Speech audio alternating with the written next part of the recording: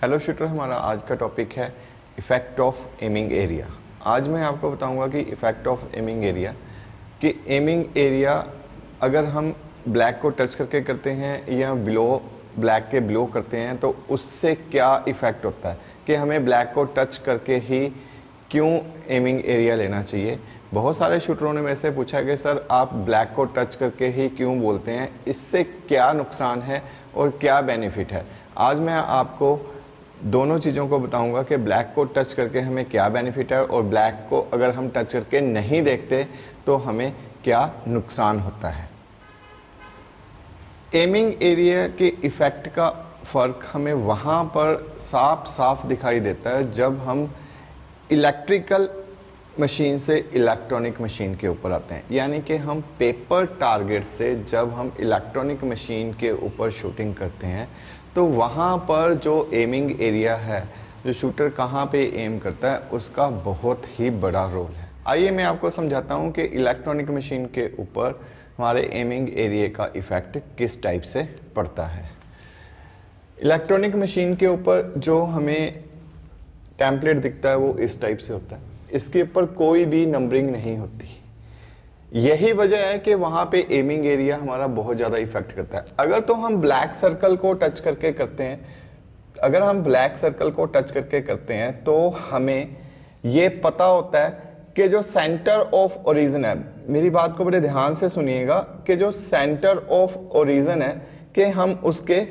Suddenly नीचे ही हैं, यानी कि उसकी सीध में ही हैं, ये हमें पता होता है अगर हम ब्लैक सर्कल को टच करके करते हैं। लेकिन इसके विपरीत, इसके अपोजिट अगर हम आ जाएंगे, बहुत सारे शूटर,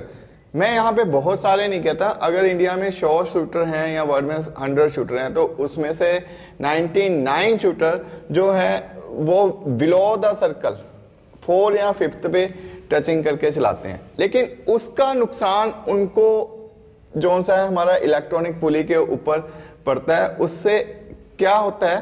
कि जब वो यहाँ पे करेंगे, आप देखिए कि जब आपने यहाँ पर आपने एमिंग एरिया बनाया हुआ है तो जो आपकी आई साइड है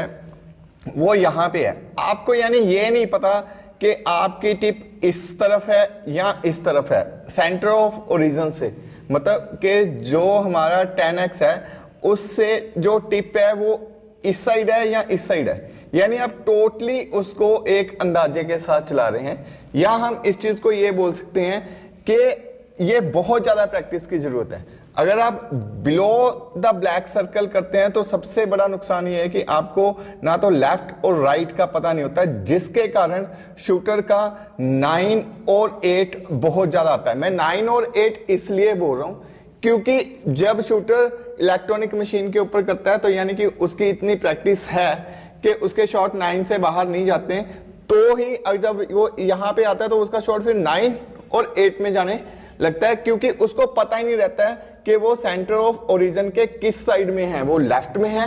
कि राइट में है। अगर इसी चीज को वो ब्लैक को टच करके करेगा तो उसकी निगाह जो सी है यहाँ पे ही रहेगी और उसको पता रहेगा कि वो सेंटर ऑफ ओरिजिन यानी कि 10x के बिल्कुल नीचे है या उसके लेफ्ट में है या उसके राइट में है। ये बहुत बड़ी चीज है द एमिंग एरिया के लिए। इसीलिए मैं सभी को बोलता हूं कि आप एमिंग एरिया है जो सा ब्लैक सर्कल को टच करके करिए।